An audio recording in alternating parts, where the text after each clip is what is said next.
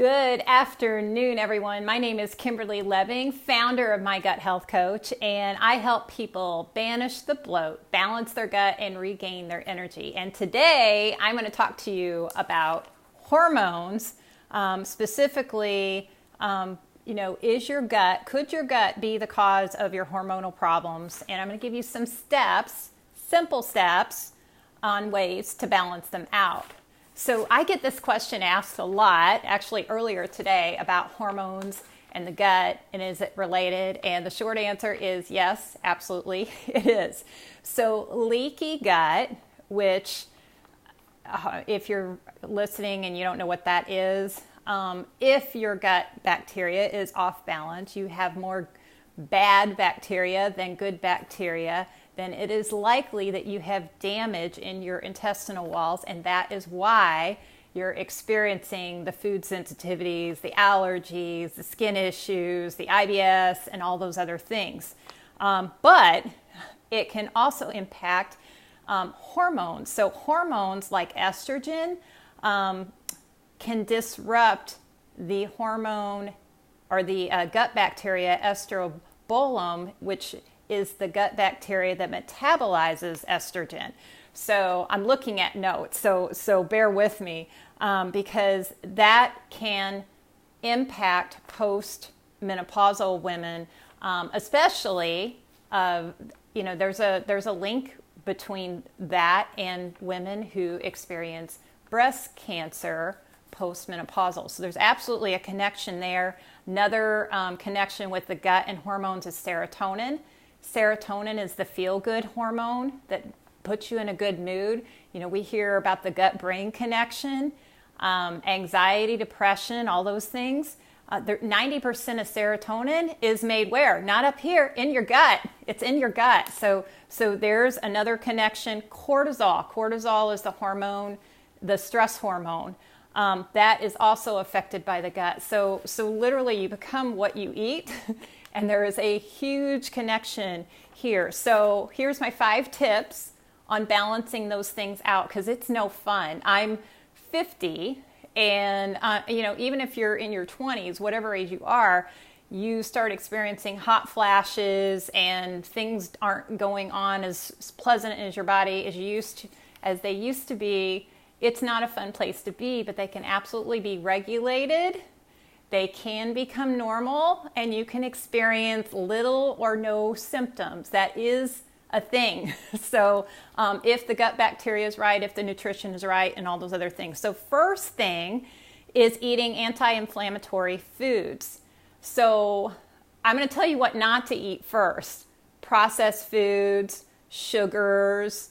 I noticed, because I'm not experiencing it anymore, but I was noticing that if I drank wine, if I had a lot of sugar, hot flashes would flare up even more. Have you ever noticed that?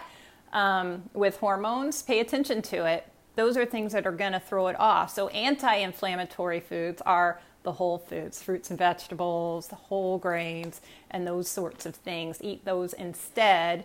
Not to say that you can't ever enjoy sugar or wine or whatever, but just be cognizant that is anti-inflammatory, and those are going to cause more problems. Number 2, foods that are rich in antioxidants. So eat the rainbow. So colors, red peppers, the orange fruits and vegetables, the yellows. Get a variety of things. Don't get caught in the trap of going to the grocery store and eating, I've been there. I buy broccoli, I buy carrots, I buy onions, and salad every week. Is that a variety? No, it's not. So get yourself in the habit of picking up different foods, buy what's in season, and be cognizant of the rainbow and getting more colors into your diet. Number 3 is fiber. Fiber is something we used to hear a lot about, and I don't think we hear as much about it, but in regards to gut health, it is very, very important. It's especially prebiotic fiber helps feed the gut bacteria. It's very, very good. And where you get that from is, let's see, cruciferous vegetables, skin of fruits and vegetables. So like this, if you're going to eat a piece of fruit, eat the skin, if it's an edible skin, of course. Grains, if you can tolerate grains, whole grains, so brown rice, quinoa, those kind of things, those add fiber to your diet as well. If you are tolerating them. If you're on a gut healing journey, you may be off grains, hopefully temporarily. Don't do it long term. You'll end up with deficiencies. Fermented foods, that's number 4. So fermented foods are my favorite thing to talk about because that's why that's how I got started in what I do. But sauerkraut, yogurt for some people, non-dairy preferably. So especially if you have hormonal issues, you want to stay away from dairy because that can make things worse. So coconut milk yogurt, I saw an almond milk yogurt. Get the unsweetened kind. If you need to sweeten it up, sweeten it with stevia, sweeten it with honey, something natural instead. Other types of probiotic foods or fermented foods are kombucha. There's so many. Go to your health food store, look in the refrigerated section. There's a ton, and add it to your diet every day. Eat a spoonful every day. That is more effective than taking a probiotic.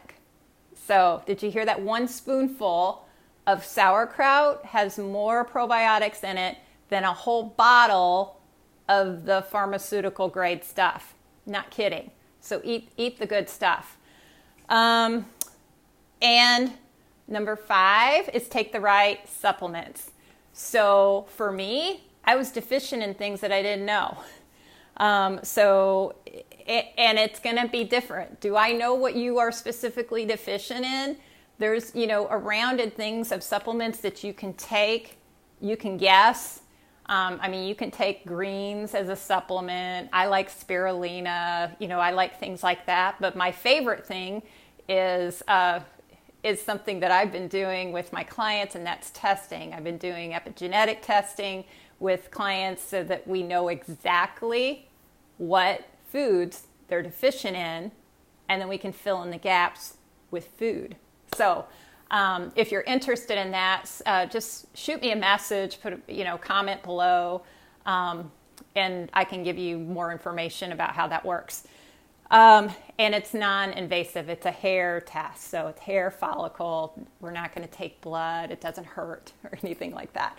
And that was key for me. So I was deficient in things that I didn't realize I was deficient in. And once I got those things into my body again, so it was trace minerals.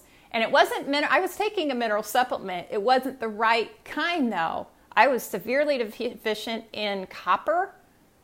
Who supplements for copper? I wouldn't have thought of that on my own, but it was on this report.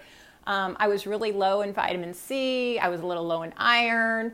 And here we are 90 days later, and a lot of that is balanced out. And guess what? Hormones are balancing. Actually, I noticed that within the first 30 days of eating differently. I started eating more grain. I ate the things that were on the report. That's what I did. I ate the things that were on the report. And supplemented accordingly so that I knew exactly what I was. And I noticed within 30 days that things were shifting, and I was sleeping better, energy was up, and just feeling better in general, and I didn't even know that I felt bad.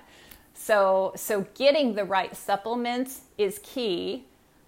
Just in general, though, like I said, a green supplement, if you can't get your hands on probiotic foods or you just hate the taste of them, get a good quality probiotic, and that's fine. If you need advice on that, reach out to me. I have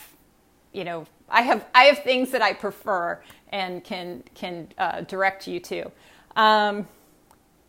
Also, so that's my tips. So I'm going to go over them again because I kind of scattered at the end.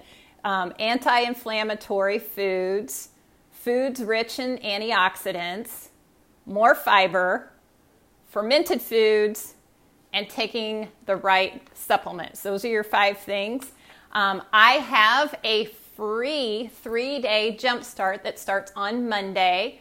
If you are interested in that, I'm going to put a link in the description of this after I'm finished with this video, so that you can grab onto that. It's 3 days. There's no cost. It's a Facebook group, free to join, and you get recipes and guidance throughout the 3 days. And then, of course, you can use it over and over again because it's yours to keep. So thank you for listening. I will see you all on the next video.